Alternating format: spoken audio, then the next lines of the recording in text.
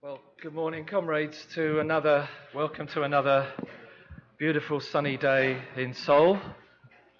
예, 화창한 오늘 또 뵙게 돼서, 반갑습니다.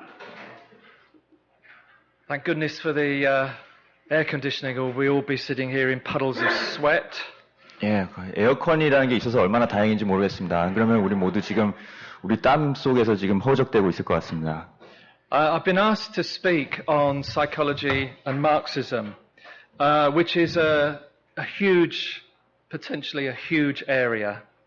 예, 제가 연설을 요청받은 주제인 마르크스주의와 심리학은 따지고 보면은 엄청나게 큰 분야일 수 있습니다. So what I want to do is divide my talk into two parts. 그래서 저는 제 강연을 두 부분으로 나눠서 진행하겠습니다. The first part, I want to make some remarks about the ideological nature of psychology. 예, 첫 파트에서는 심리학이라는 분야의 이데올로기적 성격에 대해서 먼저 말씀을 드리고, And in the second part, concentrate on mental distress, mental illness in capitalism. 둘째 파트에서는 자본주의 하에서의 정신 질환에 대해서 말씀드리겠습니다. So, one of the things we can say about psychology is that unlike the fields of sociology and economics, there's never really been a field of Marxist psychology. 심리학에 대해서 일단 말씀드릴 수 있는 점은 사회학이나 경제학과는 달리 심리학에서는 단 한 번도 마르크스주의 심리학이라는 분야가 등장하지 않았다는 겁니다. But there have been radical strands, critical strands that have emerged within the field of psychology. 그럼에도 심리학 분야 내에서 어떤 급진적 조류들이 나타나긴 했습니다. And there have been big arguments within psychology between those who take a more radical position and those who take a more mainstream position. 그리고 심리학자들 사이에서도 뭔가 좀 더 주류적인 관점을 고수하는 쪽과 좀 더 급진적인 쪽 간에 서로 치열한 논쟁이 오가기도 했습니다. The governing bodies of psychology, for example, the American Psychological Society or the British Psychological Society, have tended to be very conservative organizations. 그리고 심리학계를 주도하는 주요 기관들, 예컨대 영국 심리학회라든가 미국 심리학회는 굉장히 보수적인 기관들이었습니다. For example, there was a big row a few years ago within the American Psychological Society about some of its members appearing to endorse interrogation techniques that amounted to torture. 그래서 예컨대 최근에는 미국 심리학회에서 일부 회원들이 고문을 정당화하는 듯한 행태를 보이는 걸 가지고 사회적으로 큰 논란이 되기도 했습니다. This was in the context of the Iraq War. 이라크 전쟁의 맥락에서 고문이 자행되는 것에 심리학자들이 편을 들었던 것이죠. And over the years, over the decades, similar arguments have erupted among psychology practitioners. 그리고 이와 비슷한 논쟁들이 임상 심리학자들 사이에서도 벌어졌습니다. So I want to just identify three strands, ideological strands within psychology. 그래서 저는 일단 심리학계 내에 세 가지 이데올로기적 조류들이 뭔지를 먼저 말씀드리겠습니다. And the first of those is a capitalist or status quo strand in which psychologists work within the mainstream, within the mainstream capitalist framework. 첫 번째 조류는 보수적이고 친자본주의적인 조류라고 할 수 있는데 여기에 속한 심리학자들은 심리학자들이 체제 내에서 최대 수능적인 일들을 해야 한다고 생각하는 편입니다. And that includes, for example, most psychodynamic approaches, the approaches deriving from Freud. 그리고 여기에는 프로이드의 기원을 두고 있는 정신 역동 심리학 조류도 포함됩니다. Behaviorism, the approach or approaches deriving from Skinner and Pavlov and Watson. 스키너나 파블로프, 왓슨 같은 사람들이 이론에 기반을 두고 있는 행동주의 심리학도 그 한 형태이죠. Cognitive and experimental psychology as well. 또 그 인지 심리학이라던가 실험 심리학 같은 것도 거기에 포함됩니다. And also evolutionary psychology. 또 진화 심리학도 빼놓을 수 없습니다. Which equates our states of mind, our modern states of mind, to our evolutionary background. 예, 진화 심리학은 결국 오늘날 우리의 마음 상태가 인류 진화의 자연스러운 결과라고 주장하는 학파죠. And many psychologists in this strand are criticized not just for what they do, but for who they do it for. 근데 이 조류에 속하는 친자본주의적 보수적 경향에 속하는 심리학자들은 그들이 하는 행동뿐 아니라 그들이 누구를 위해 봉사하는가 때문에도 비판을 받아왔습니다. So there's a long history of psychologists working for the state, for defense departments. 그래서 심리학자들이 국가를 위해 특히나 국방부를 위해 일해온 오랜 역사가 있습니다. And for companies and industries. 또한 기업과 산업 재개를 위해서 일해오기도 했죠. With the express intention of getting us to work more efficiently and harder. 더구나 노동자들을 더 효율적으로 더 빡세게 일하게 만들려는 아주 명시적인 의도를 가지고 그런 재개에 복무해 왔습니다. So there are lots of examples from industrial psychology about how we get workers to raise their productivity and produce more profit. 그래서 예컨대 산업 심리학을 보면은 노동자들을 어떻게 하면 더 생산성을 높일 것인가, 어떻게 더 잘 착취할 것인가를 가 주된 논의인 것을 확실히 알 수 있습니다. There are also lots of examples, of course, of individual testing, which slots appropriate people into appropriate jobs.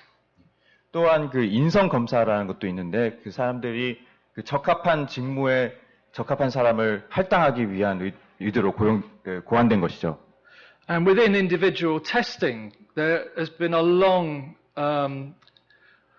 argument about the nature, for example, of IQ testing.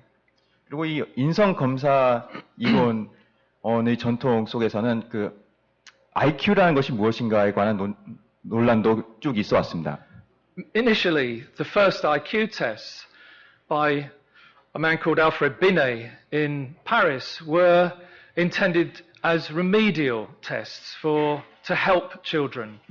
근데 당초에 파리 사람이었던 알프레드 비네가 IQ 시험을 처음 고안했을 때 그 목적은 뒤처지는 사람들을 또 따라잡게 도와주려는 그런 의도가 있었습니다. But very quickly those tests were adapted to be used to select people on the basis of their supposed intelligence. 근데 이 IQ 테스트는 얼마 안 가서 바로 사람들을 소위 말하는 그들의 실제인지 아닌지 모르는 지능을 근거로 사람들을 선별해내는 도구로 변질이 됐습니다. Some psychologists had very racist motives. 또 일부 심리학자들은 아주 인종차별적인 동기가 있었는데요. And those IQ tests, not only are they biased, 그리고 이 IQ 테스트라는 것이 그 자체가 편향적인 테스트일 뿐만 아니라 but they've been used to push the idea that there are ethnic differences in IQ inheritance. 근데 이 인종차별적 심리학자들은 이 IQ 테스트를 근거로 인종 간의 IQ의 차이가 있다라는 사상을 퍼뜨렸습니다. And you can see how those sorts of ideas have been picked up by racists and fascists to bolster ideas of scientific racism. 그리고 당연한 얘기지만 파시스트들과 인종차별주의자들이 이런 심리학계의 발견들, 소위 발견들을 근거로 온갖 종류의 인종차별적 사상들을 과학적으로 합리화했습니다. So some of the key names in psychology, people like Spearman, Terman, Hans Eysenck, Jensen, and more recently, people like Murray and Bernstein. Sorry. 그래서 심리학의 유명 인사들 보면은 예컨대 헌츠만, 아이작, 잠깐만요. 예, 아이젠크, 터먼, 스피어만, 젠슨, 그리고 최근에는 머리와 헌스틴 같은 사람들은 뭐라고 했냐면 I'm making Kyle's job very hard here. Those arguments have continued right up to quite recent times. 이런 사람들도 그런 오랜 관점을, 그런 편향된 관점, 인종차별을 부추길 수 있는 그런 관점들을 자기 나름의 방식으로 계속 되풀이해 왔습니다. Some people may be aware of a book published in the 90s called The Bell Curve in America, which argued this idea of inherited differences between black and white. 그리고 1930년대 벨커브라는 제목의 유명한 책이 나왔는데 이 책에서도 흑인과 백인 간의 선천적인 지능 차이가 있다는 주장을 펼쳤습니다. So the bottom line is that many psychologists are quite reactionary. 그래서 요컨대 다수의 심리학자들은 상당히 반동적이라고 말할 수 있을 것입니다. A different approach is what we might call the liberal tradition. 근데 이것과 약간 대조되는 또 다른 전통은 제가 자유주의적 전통이라고 이름 붙일 만한 게 있습니다. And a key example of that in social psychology was a book in the 1930s by Young. It was called The Handbook of Social Psychology. 그리고 이 조류를 대표하는 문헌은 1930년대 영이라는 사람이 쓴 책인데, 이건 특히 사회 심리학 쪽에서 이런 조류를 보여주는 대표적인 저서입니다. And this, sorry. 사회 심리학 핸드북이라는 책입니다. And this approach includes psychologists who want to see psychology as a liberal subject. 여기에 속한 심리학자들은 심리학을 자유주의적 학문으로 바라봅니다. It was particularly strong after the Second World War and into the late 1960s. 그리고 이 조류는 특히 2차 대전 종전 이후 그리고 60년대까지 큰 번영기를 맞았습니다. And there were a range of psychologists who were keen to understand the appeal of fascism in the Second World War. 이 경향에 속한 많은 심리학자들은 2차 대전 중에 파시즘이 어떻게 해서 사람들한테 매력을 줬는지 그걸 이해하고 싶어 했습니다. And to try and make sure that it never happened again. 그걸 이해하고 또 파시즘이 다시는 되풀이되지 않도록 하려는 데 관심이 있었죠. One example was a psychologist called Adorno, who studied the authoritarian, what he called the authoritarian personality. 그 한 예가 아도르노라는 심리학자였는데 이 사람은 이른바 권위주의적 성격, 인성이라는 걸 연구했습니다. There are problems with this approach, of course, because it roots the idea that attraction to fascist ideas is a personality trait. 근데 아도르노의 접근법의 명백한 문제는 뭐냐면은 파시즘의 사람들이 매력을 느끼는 것이 그들 개인적 인성의 문제라고 바라본다는 점입니다.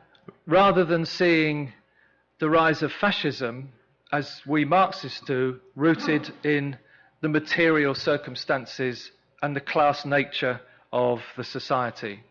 즉 마르크스주의자들처럼 파시즘의 부상을 시대적 맥락에서 어떤 물질적 여건에 기원을 두고 있는 것으로 보지 않는다는 거죠. But the liberals wanted to prevent the misuse of psychology. They wanted to defend liberal democracy. 어쨌든 이 자유주의 심리학자들은 심리학의 오남용을 막는 것에 관심을 갖고 있었습니다. 이들은 그럼으로써 자유주의 민주주의를 수호하려고 했습니다. The American psychologist Kurt Lewin in the late 1940s and the 1950s encouraged psychologists to leave their ivory towers and address people's practical problems. 1940년대와 50년대 말까지 활동했던 미국의 심리학자 커트 루인은 심리학자들이 대학이라는 그 상아탑에서 떠나가지고 사람들의 어떤 실질적 생활적인 필요에 부응하는 활동을 해야 한다고 주장했습니다. And Lewin, along with Maslow, Carl Rogers, and others, initiated an approach in psychology called humanistic psychology. 그리고 이 루인이라는 심리학자는 마슬로브, 칼 로저스 같은 사람들과 힘을 합쳐서 이른바 인본주의 심리학이라는 새로운 조류를 만들어냈습니다. And the purpose of this was to put the person at the center of psychology. 그리고 이 새 경향의 목표는 심리학의 중심에 인간을 다시 자리매김시킨다는 거였습니다. To recognize the whole person and that people are not just the results of aptitude tests. 즉 사람을 한 인격적 총체로서 이해해야 한다는 것이고 단지 어떤 무슨 인성 검사로만 재단해서는 안 된다는 관점이었습니다. But the problem with that approach is that it still sees the problem as the individual person. 그런데 이 접근법조차도 문제의 근원이 바로 개인에게 있다는 관점을 고수한다는 한계가 있습니다.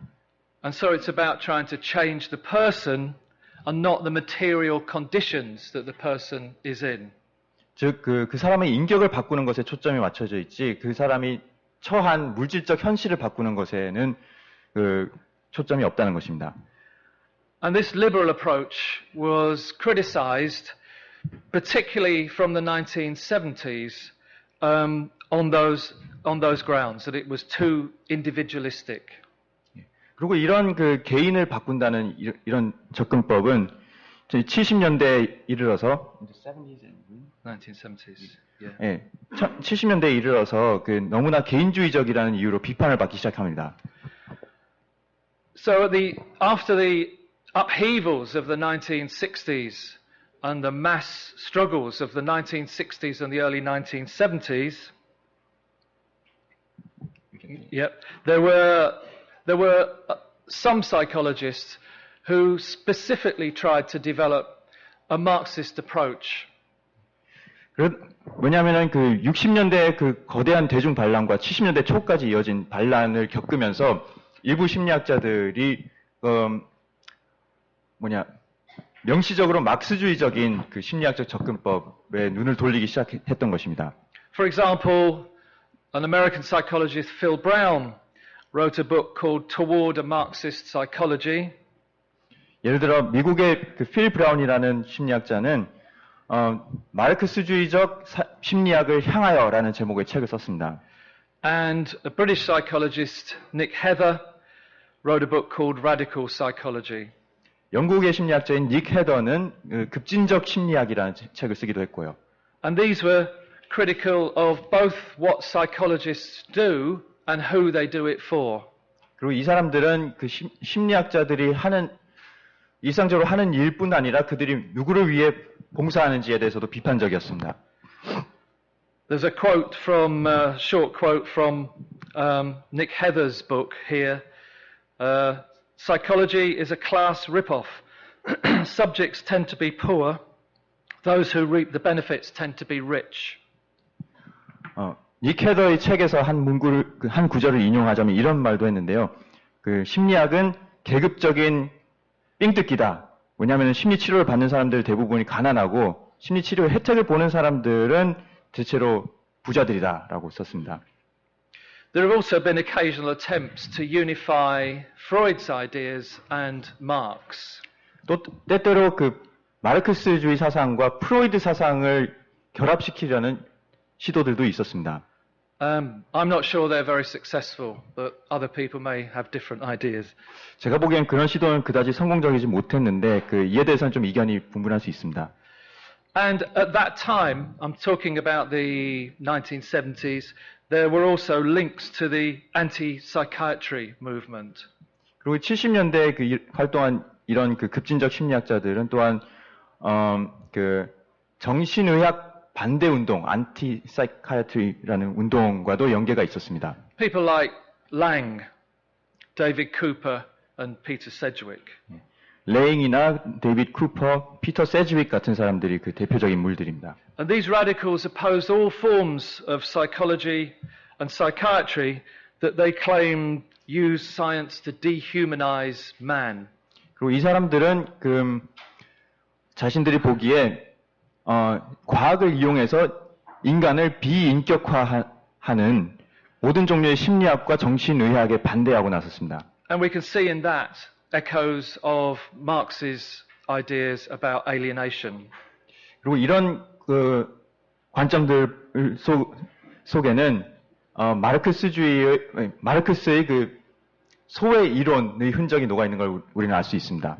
More recently, strands have emerged. Critical social psychology, for example. 더 최근에는 예컨대 비판적 사회심리학 같은 좀 다른 비판적인 경향들이 나타나는데요. And a specific feminist psychology. 또한 페미니스트 심리학도 나타났습니다. Which attempts to address the invisibility of women in psychology. 페미니스트 심리학자들은 심리학에서 여성들이 드러나지 않는 것에 문제 제기를 합니다. And women's issues.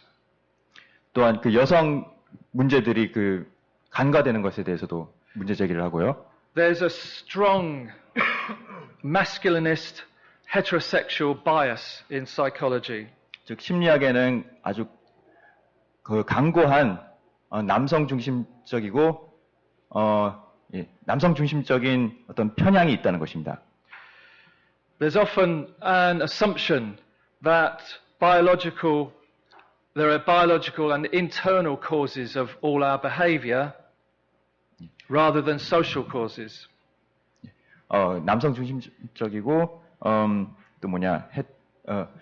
이성의 중심적인 편향이 있다는 얘기였습니다. 그리고 심리학에는 흔히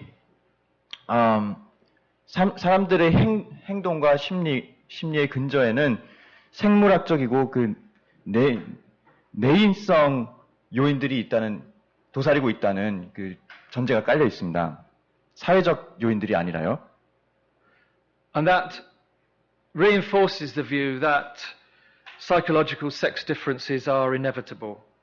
이처럼 모든 것이 개인에게서 비롯한다는 관점은 또한 심리적인 성차가 필연적이다라는 관념도 강화시킵니다.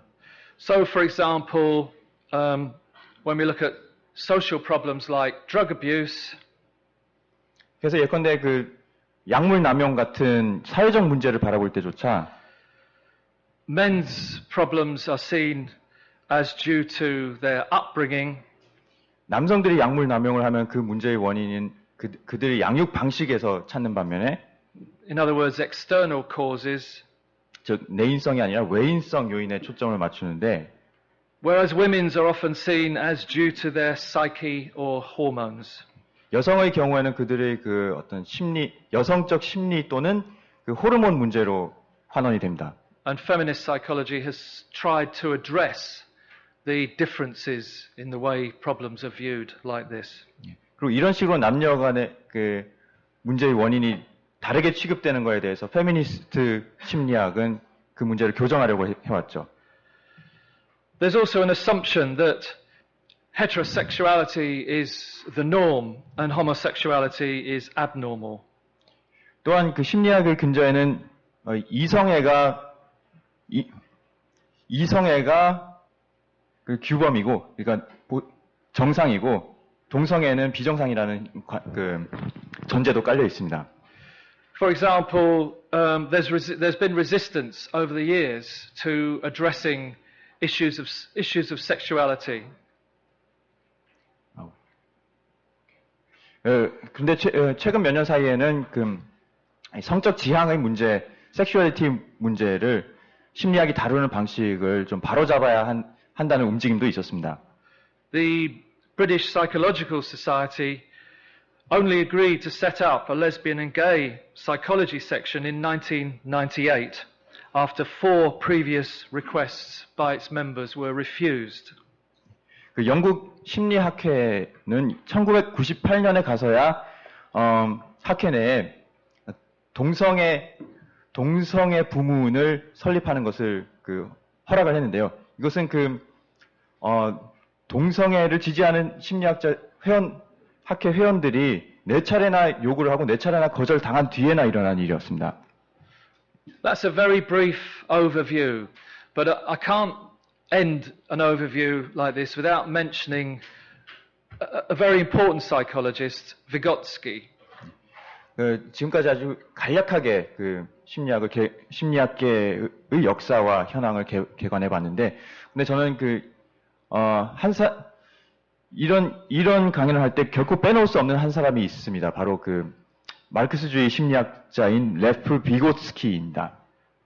Vygotsky was a Russian Marxist psychologist who sadly died aged only 38 in 1934 of TB, actually.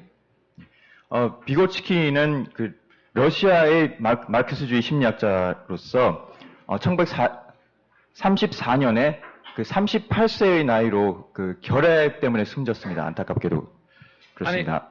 And it took decades before much of his work was translated and certainly appeared in English only from the 1960s. 그리고 그 사후에 그의 저작이 다른 나라 언어들로 번역돼서 소개되기까지 몇십 년이 걸렸는데, 영국 같은 경우는 60년대 말이 돼서야 그의 저작이 번역됐습니다. But certainly in Britain, his ideas about the role of social interaction and peer-to-peer learning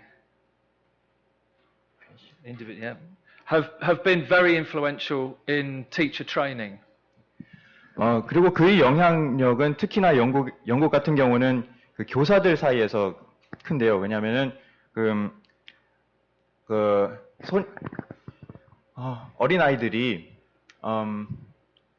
그 집단으로서 활동을 할 때, 그리고 서로 가르칠 때 훨씬 더 학습을 잘할 수 있다는 비고츠키 이론이 교사들 교육 과정에서 아주 큰 그 영향력을 발휘했습니다. And his ideas of how we develop cognitively have fed into ideas understanding how we acquire language. Could you repeat that? His ideas of, what did I say? His ideas of how we develop cognitively have fed into how we acquire language. 그리고 비고츠키의 인지 발달 과정에 관한 이론은 그 사람들이 어떻게 언어를 습득하는지에 관한 이론에도 영향을 미쳤습니다. To be honest, Vygotsky deserves a session all on his own. I've just touched on it here. 예, 저는 비고츠키를 여기서 살짝 건드리기만 했는데 이 주제를 가지고 강연 몇 개는 별도의 강연은 잡아야 할 것 같습니다. Okay, I want to move on to look at the whole issue of Marxism and mental distress in capitalist society. And I'm drawing on this book, which has just come out in the UK, The Politics of the Mind, Marxism and Mental Distress. 자, 다음으로 저는 그 자본주의 하에서의 정신 질환과 마르크스주의라는 주제로 넘어갈 텐데요. 저는 이 책을 많이 참고를 했습니다. 그 최근에 영국에서 출판된 책인데 이안 퍼거슨이라는 사람이 쓴 거고, 그 Politics of the Mind, 마음의 정치, 마르크스주의와 그 정신질환이라는 제목을 띄고 있습니다. Yeah, Ian Ferguson is one of our comrades in Britain. 예, 영국 SWP 당원이기도 합니다. 이언 퍼거슨이라는 사람이. And he reviews the models of mental illness or mental distress that have existed in the past. 이 퍼거슨은 그동안 있어왔던 정신질환에 관한 이론들을 쫙 한번 검토를 합니다. And he points out that many of the early models were based in religious ideas or superseded by medical ideas later. 그 초창기의 정신질환에 관한 이론들은 처음에는 종교적 영향을 많이 받았는데 그 이후에 가서는 의료적 이론들로 대체됩니다. So the religious ideas are that somehow mental distress or mental illness is visited on us by the gods. 근데 초창기 종교적 이론들은 어떤 얘기를 했냐면은 사람들이 정신질환을 겪는 것은 신이 우리에게 빙이 돼가지고 그걸 그런 현상을 일으키기 때문이다라는 거였습니다. And you can see this in ideas of demonic possession as the cause of madness. 신이라고 하면 좀 이상한데 뭔가 좀 초자연적인 존재들 예를 들어서 악마에 쓰였다라는 표현에서 그런 설명을 읽을 수 있습니다. I've got a very brief quote from the book here. 예, 책에서 짧게 한 구절 인용하겠습니다. This is what Ferguson says. The Bible, for example, tells us that both Saul, the first king of the Israelites, and Nebuchadnezzar, the king of Babylon, offended God and as a punishment were both made mad. 성경에 따르면은 이스라엘인들이 첫 왕이었던 사울뿐만 아니라 바빌론의 왕이었던 네부갓네살도 신을 모독한 형벌로 둘 다 미쳐버렸다라는 말을 하고 있습니다. Okay, thank you. What Ferguson does is contrast a social model of mental distress. By the way, he doesn't call it mental illness. He talks about mental distress. 예, 그리고 퍼거슨은 정신질환에 대한 사회적 이론을 다른 것과 대조를 하고 있습니다. 근데 이언 퍼거슨은 mental distress라는 말을 쓰지 mental illness라는 말을 쓰지 않는데요. 이 점은 주목할 만합니다. mental illness는 말 그대로 정신의 어떤 마음의 병이 있다, 의료적인 질환이 있다는 얘기인데 저는 통역은 굳이 그냥 질환으로 그대로 했는데 distress라는 말은 사람이 그로부터 고통받고 있다는 의미, 정신적 고통이라고 번역해야 맞을 것 같습니다. And he contrasts this with the medical model, which suggests that mental illness is due to a whole range of perhaps inherited factors or biochemical factors, hormonal factors. 그리고 이런 사회적 설명을 의료적 설명과 대조를 하는데요. 의료적 이론들에 따르면은 마음의 병, 또 정신질환은 온갖 종류의 생리적 요인들에서 비롯할 수 있다는 것입니다. 그것이 유전자가 됐던 또는 호르몬이 됐던 다른 어떤 생체 화학적 작용 때문이든 간에 말이죠. And he points out the increasing incidence of mental distress as austerity and inequality have increased. 그리고 퍼거슨은 긴축 정책이 더 심화되고 불평등이 더 강화됨에 따라서 사람들의 정신적 질환 발병률도 더 높아진 것에 주목을 합니다. It's true that the medical model remains mainstream, remains hegemonic.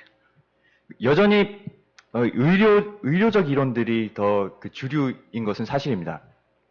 Mental distress is seen as an illness of the individual, the brain, genes, or whatever, to be treated with drugs, with electroconvulsive therapy, or with quick fix talking therapies. 예, 즉, 정신질환은 개인의 문제이기 때문에, 근데 약물 치료라든가 아니면 뭐 전기 치료, 또는 그냥 손 씻고 시간 별로 안 드는, 대화 치료, 상담 치료 이런 걸로 해결할 수 있는 것으로 여겨집니다.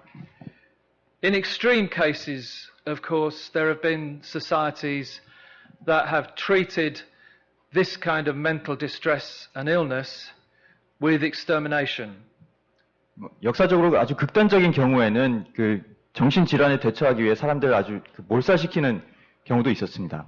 Think of the Nazis' extermination of people suffering mental health issues in the 1930s. 나치들이 정신질환을 앓고 있는 사람들을 박멸시켰던 경험을 떠올려 보십시오. There's been a recent edition of the Bible of mental illness syndromes called the DSM, the Diagnostic and Statistical Manual, DSM. The 5th edition has come out in the last few years.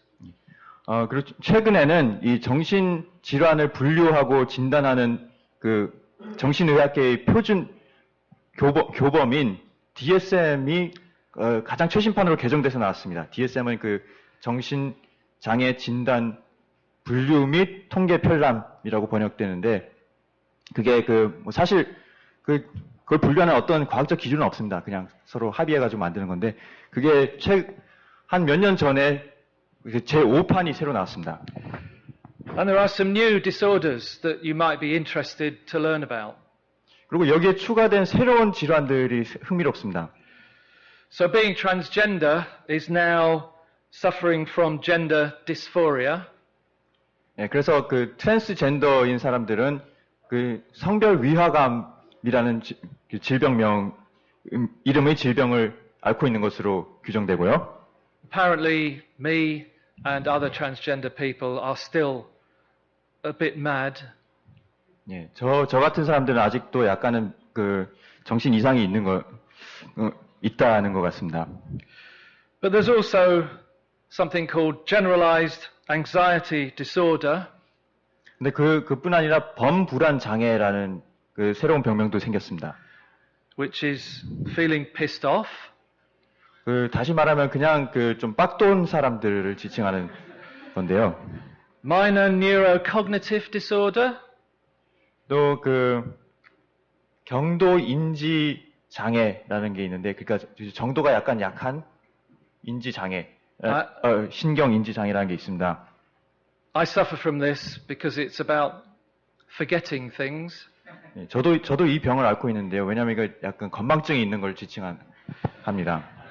There's also disruptive mood dysregulation disorder. 또 disruptive mood,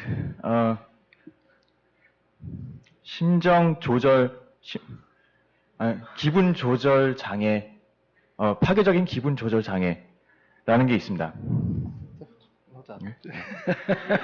맞는 번역이 지금 뭐였어요? 전문가가 아니라서. Which is getting angry. 예, 화가 나면은 이 병을 앓고 있는 겁니다. And apparently being bereaved has become a symptom of depression.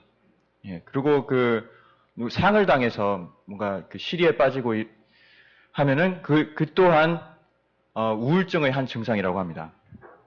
There are now hundreds of disorders. 이제 이런 장애들 숫자만 해도 몇백 개가 됩니다. Which invite medical practitioners to often prescribe inappropriate, ineffective and unnecessary treatments. 예, 이런 온갖 종류의 병명들이 있다 보니까는 많은 경우에 사람들이 필요하지도 않은, 오히려 해가 될 수도 있는 온갖 종류의 의료적 처치를 받고 약물 치료를 받는 경우가 많습니다. Using highly expensive drugs supplied by big pharmaceutical companies. 예, 그리고 그 약을 약을 공급하는 게 누굴까요? 바로 그 비싸게 그 약에 비싼 가격 부과하는 빅파마 제약 회사들이죠. For decades now, the emphasis on addressing people's distress has moved towards cheap, quick fix solutions. 그리고 사람들이 이런 겪고 있는 고통에 대한 대책으로 나오고 있는 것들이 이제는 아주 쉽고 빠르게 통하는 어떤 요법들로 그 무게 중심이 이동해 왔습니다. For some years, I was a tutor on a course that taught Carl Rogers' approach to talking therapy. 저는 몇 년 동안 칼 로저스의 상담 치료 요법을 다루는 과목을 가르쳐 왔는데요. But it's become harder and harder for our students to find jobs in the health service in Britain. 근데 그 과목을 듣는 학생들이 영국 의료 서비스 시스템에서 일자리를 구하는 게 점점 어려워지고 있습니다. Because the push is towards short programs of cognitive behavior therapy. 뭐냐면은 지금 연구에서 대세에는 짧은 기간에 마칠 수 있는 인지 행동 치료가 대세이기 때문입니다. You may have also seen the rise of happiness psychology. 또 긍정 심리학이 뜬 것도 여러분들이 아시고 계실지 모르겠는데, Again, as an alternative to talking therapies or addressing the conditions of life that give rise to emotional problems. 예, 이 또한 좀 시간이 더 걸리는 상담 치료에 대한 대안으로서, 그리고 사람들의 정신적 고통을 유발하는 생활 환경을 바꾸는 것에 대한 대안으로서 행복의 심리학, 긍정 심리학이 부상한 것입니다. So Ferguson notes that the DSM reflects an overemphasis on biological explanations and an underemphasis on socio-economic causes of distress, such as poverty, loneliness, and unemployment. 그래서 퍼거슨은 DSM이 어떤 생체화학적 요인들을 지나치게 강조하고 반대로 가난이나 외로움 그리고 실업 같은 사회 경제적 요인들을 무시하는 관점을 반영한다고 지적합니다. But he also notes that in the early years of this century, there's been a shift in how we understand mental health and distress. 그런데 퍼거슨은 또한 21세기 초에 우리가 정신질환을 이해하는 방식에 어떤 변화가 나타나기 시작했던 것에도 주목을 합니다. And that's driven by a coalition of radical psychiatrists, psychologists, social workers, and user groups. 그리고 이런 변화를 주도한 세력은 급진적인 정신과 의사들과 심리학자들 그리고 사회복지사들 그리고 심리치료 이용자들의 연합에 의해서 그런 변화가 나타나기 시작했습니다. And this locates so-called madness and mental distress in people's life experiences, in poverty, in racism, in sexism, loneliness, inequality, and other oppressions. 그리고 이들이 주장한 것은 바로 광기와 심리 질환이라는 것이 사람들의 삶의 경험에서 비롯한다는 것입니다. 즉, 가난과 인종차별, 성차별, 외로움, 불평등 등등의 차별들에서 비롯한다는 것이죠. And this is a big step forward. Again, we can see the influence of Marx's ideas on the causes of alienation. 그리고 이건 커다란 일보 진전이 이미 틀림없습니다. 그리고 여기서 우리는 다시 한번 자본주의 하에서 소외가 어떤 역할을 하는지에 대한 막스의 이론의 흔적을 볼 수 있습니다. I think there will be some discussion about what Ferguson is arguing, because there are those who suggest that he's moved too far towards a social model and discounted too much any kind of biological causes of mental ill health.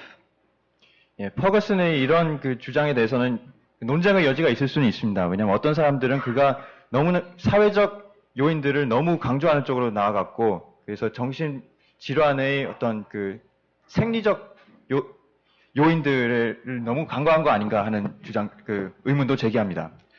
So, for example, there's a review of Ferguson's book in the latest International Socialist Journal. I don't know if that's been translated yet, which is complimentary of the book, but argues that Ferguson bends the stick too far towards a social model and discounts biochemical causes, for example, of some aspects of mental ill health. 그래서 예컨대 가장 최신호 IS 저널, 국제사회주의 저널에서도 퍼거슨의 책에 대한 서평이 실렸는데요. 그 서평의 논지도 이런 것입니다. 퍼거슨이 너무 막대기를 사회적 요인 쪽으로 너무 구부려가지고 생체 화학적 요인들을 너무 간과하는 것 같다. There are two or three other limitations of the social model that we might pick up on as well. 근데 이런 사회적 설명, 사회적 모델에 그 밖에도 몇 가지 문제점을 지적할 수는 있습니다. So, for example, just because you see the causes of mental distress as being, mental distress as being in social causes, doesn't necessarily mean you see a political solution to that. 예를 들면은 정신질환의 근본 원인이 사회적이라 하더라도 그것에 대해 반드시 정치적 해결책이 존재하는 건 아닙니다. The approach also stresses the importance of early attachment in life. Which approach? The social approach. Yeah. Yep. This one. 잠깐만. 사회적 접근법, 사회적 모델의 약점 중 하나로 첫째는 사회적 요인에 주목한다고 하더라도 그렇다고 해서 정신질환의 정치적 이해가 가능해지는 건 아닙니다. 그리고 두 번째로는 이 사회적 모델에서는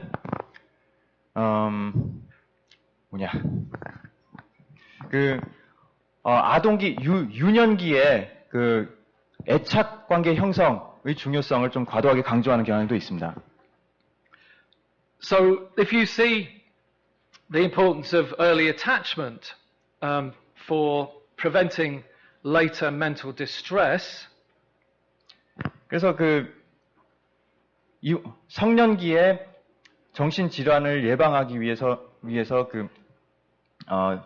유년기에 애착 형성을 중요시하다 보면은 that might encourage early interventions by the state or by social workers, which may not actually be helpful for the children concerned.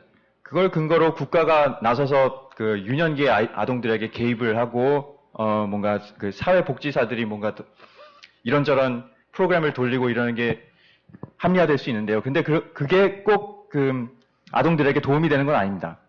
It might, for example, involve the removal of children from families, which actually may not be the best way forward. 예컨대 이런 애착 이론을 근거로 아동을 어떤 가정에서 떼어내는 정책을 할 수도 있는데 이것이 아동들에게 꼭 도움이 되는 건 아니죠. Another avenue of challenge to the dominant psychiatric worldview has been the approach of user groups themselves, who have become much more active in recent years. 이 주류 정신의학에 반대하는 또 다른 경로는 뭐였냐면은 정신의료 서비스를 이용하는 사람들, 이용자들이 최근 들어서는 훨씬 더 자신들의 권리를 주장하고 나선 것입니다. And what Ferguson's calling for, which I think is right, is a broad social movement to challenge the causes of mental distress. 그리고 퍼거슨이 결국 주장하는 것은 정신질환의 원인에 맞서 싸우는 광범한 사회적 운동을 건설해야 한다는 것입니다. That would involve defending the existing services which are under attack because of austerity. 그리고 이 운동은 그 긴축 때문에 공격받고 있는 기존의 서비스들을 방어해야 합니다. But which also can put forward visions of an alternative mental health service. 예. 그러나 그 기존의 것을 지키는 것뿐만 아니라 그 대안적인 정신 건강 보건 서비스에 대한 비전을 제시해야 합니다. Which would have at its heart the aspirations of user groups and those most closely associated with working with them. 그리고 그 중심에는 정신의료 서비스를 이용하는 사람들의 필요와 또 그들을 직접 치료하는 사람들의 이익에 부합하는 그런 비전이 있어야 할 것입니다.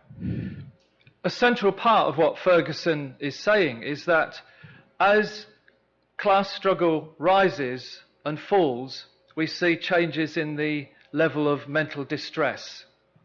퍼거슨의 주장의 핵심 하나는 계급 투쟁이 오르고 내림에 따라서 사람들의 그 정신적 건강과 정신 질환에도 큰 영향이 나타난다는 겁니다. So high levels of class struggle mean lower levels of mental distress. 계급 투쟁의 수위가 높아지면은 정신 질환 수준은 낮아집니다. There was some interesting work done, I remember, during the Polish upsurge in 1981. 제가 본 어떤 연구에 따르면은 그 1980년과 81년 폴란드의 그 반란이 일어났을 때 when the number of referrals for mental health issues to the health system dropped dramatically. 그 당시에 그 폴란드 그 의료 당국에 보고된 정신 질환 발병 건수가 그 급격하게 떨어졌다고 합니다. And it's because people could see some hope for changing the conditions that they were living in. 그리고 그 이유는 사람들이 자기를 둘러싼 조건을 바꿀 수 있다는 희망을 봤기 때문이죠. And when you see hope, you begin to concentrate on things outside of yourself. 그리고 사람들이 희망을 느낄 때는 그 자기 바깥의 세계에 집중을 하게 됩니다. And Ferguson finishes with arguing that the priority for all of us who want to improve our own mental health and the mental health of those around us is both to participate in the struggles for more and better mental health services. 그리고 퍼거슨은 그 정신질환을 겪고 있는 사람들이 에게 주어진 과제는 무엇이냐면 For those of us who want to improve our mental health. 예, 우리 자신의 정신 건강을 증진시키고자 한다면 우리가 해야 할 가장 중요한 일은 더 나은 정신 보건 서비스를 요구하면서 싸우는 것뿐만 아니라 또 한 가지가 더 필요한데요. And to fight for a world where such services are no longer needed. 그런 그 서비스가 더 이상 필요하지 않은 세상을 위해 싸우는 것도 필요하다고 주장합니다. So this is a recruitment strategy for revolutionaries. 그리고 이런 게 바로 그 혁명가들의 어떤 가입 전략이 그 비열한 가입 전략이기도 합니다. If you want to improve your mental health, join a socialist organization. 정신 건강을 증진시키고자 한다면 사회주의 조직의 단체에 가입하십시오. Thank you, comrades. 감사합니다.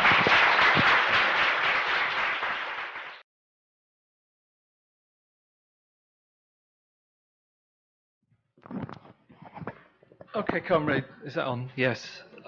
Okay, comrades, I thought that was a really good discussion and a whole series of really important points made, which I'm not sure I can fully answer, especially the person who had 6 questions.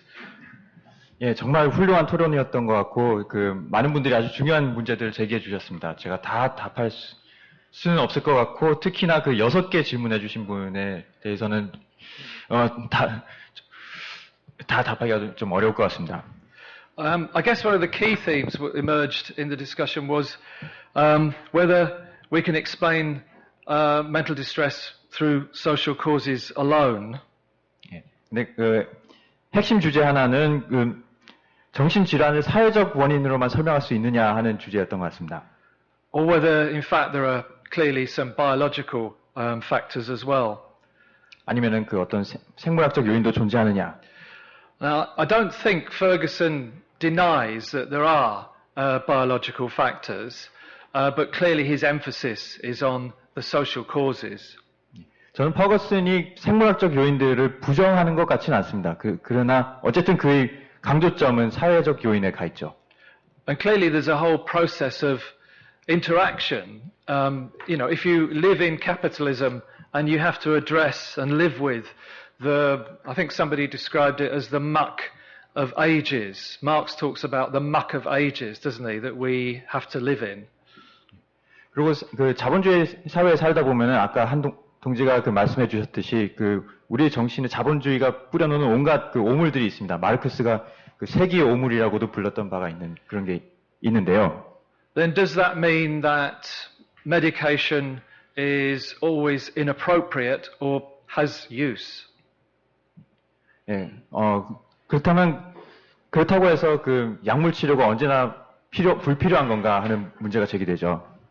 And I certainly have sympathy with people who have said that they think that, the relief of immediate symptoms through medication may be a useful starting point. 예. 그리고 많은 분들이 지적해 주셨듯이 저도 어떤 증상을 심각한 증상을 당장에 어떻게도 일시적으로라도 그거를 완화시켜 주는 것이 약물의 효과라면 그건 나름대로 유용하다고 저도 생각은 합니다.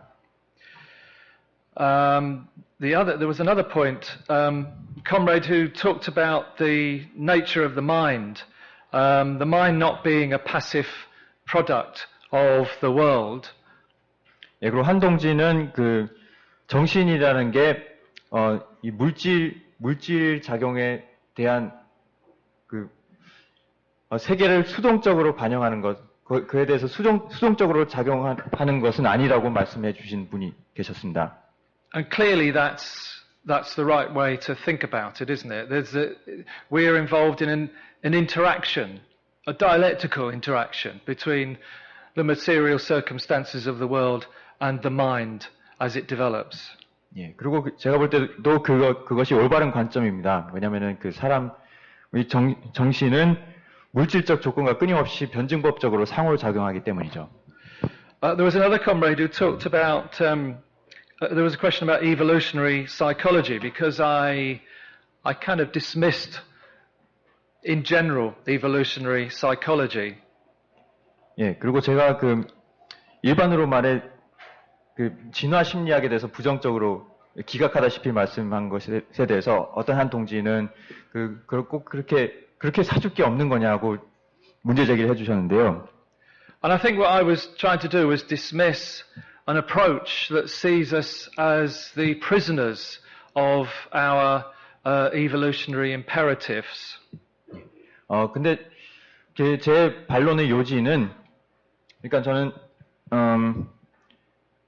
우리 행태를 어떤 진화의 불가피한 결과인 것처럼 우리가 진화 과정의 노예일 수밖에 없는 것처럼 설명하는 이론, 그런 접근법을 제가 기각을 한 것입니다. So, for example, if you look at what evolutionary psychologists and sociologists are arguing as a field, it is that our current behavior inevitably derives from supposed aspects of our of our historical existence, our prehistorical existence. 그래서 실제로 진화 심리학자들이 하는 말을 들어보더라도 그들이 하는 말은 우리 행위가 우리 과거의 진화 과정의 필연적인 결과라는 논조가 대부분입니다. It is supposed, for example, that we are inherently violent. 예를 들어서 우리는 태생적으로 폭력적일 수밖에 없다는 주장도 있습니다. And that therefore wars and so on, domestic violence are inevitable. 그래서 전쟁이라던가 폭력 또는 심지어 가정 폭력도 필연이라는 것이죠. But there are different approaches to thinking about evolution in a Marxist way. 그런데 진화에 대해서도 마르크스주의적으로 바라볼 수 있는 관점이 있습니다. And I would, suggest people may have read this, but I would suggest looking at the writings of people like Stephen Jay Gould. 그리고 이 진화에 대한 마르크스주의 관점으로는 스티븐 제이 굴드 같은 사람들의 저작을 읽어보셔도 좋을 것입니다. And people like Richard Lewontin. 리처드 루원틴 같은 사람도 있고요. Who, I think very effectively demolish a lot of those evolutionary psychology ideas. 이 사람들은 제가 볼 때는 진화 심리학자들이 많은 주장을 아주 효과적으로 반박한다고 생각합니다. And argue that, in fact, violence is not inherent to human nature. 예컨대 폭력이 인간 본성의 일부라는 주장도 아주 효과적으로 반박을 합니다. I think there's plenty more to debate there, isn't there? Okay.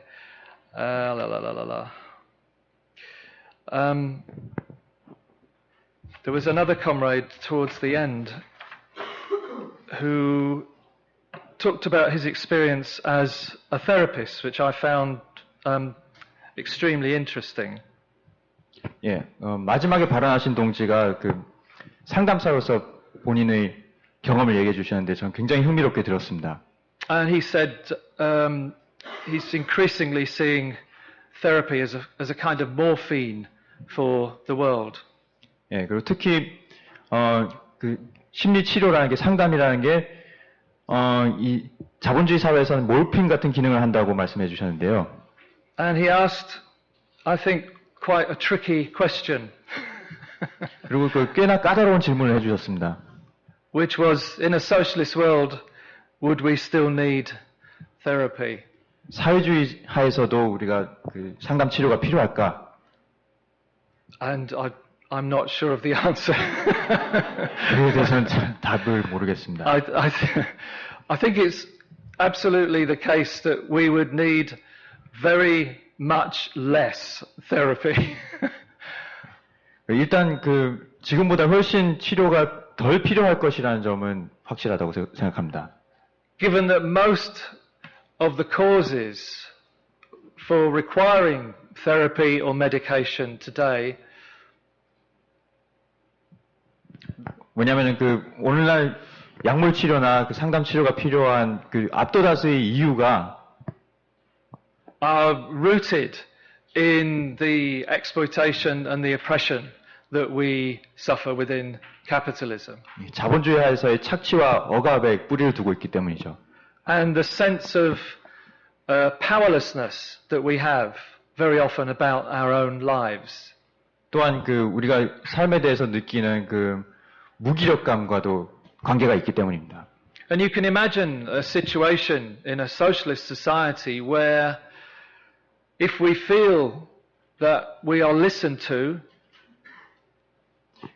그런데 만약 우리가 사회주의 사회에서 산다고 하면은 그리고 우리 얘기를 들어줄 사람들이 주변에 많다고 느낀다면, if we're part of collective democratic decision making, 그리고 민주적인 의사 결정에 우리가 모두 참여할 수 있다면, about what gets produced, how it's distributed, 그럼으로써 사회적으로 어떤 것이 생산되고 그것이 누구에게 분배되는지를 집단으로서 결정할 수 있다면, where people are treated as human beings and not hands, 그리고 사람이 노동력이 아니라 인격체로서 존중받게 된다면, then I would think we could agree that there would be very little need for, very little distress and very little need for therapy.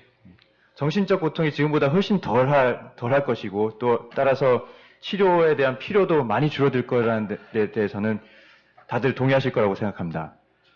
But if we also accept that there are perhaps some biological causes, then it may be that there is not a complete eradication of the need for help for some people. 그러나 정신질환의 어떤 생물학적 요인도 있다는 걸 받아들인다면은, 그렇다면은 지금과 같은 심리치료나 약물치료는 아니더라도 모종의 어떤 그런 생물학적 요인으로 고통받는 사람에 대한 도움이 필요할 수는 있을 겁니다. Okay. I think I missed a couple of the questions. I'm sorry about that. 예, 질문 몇 가지를 빠뜨린 것 같은데 그에 대해서는 좀 죄송합니다. Yeah, I think I've covered other stuff, so I think I'll leave it there. Actually. 예, Yeah. 이 정도로 마치도록 하겠습니다.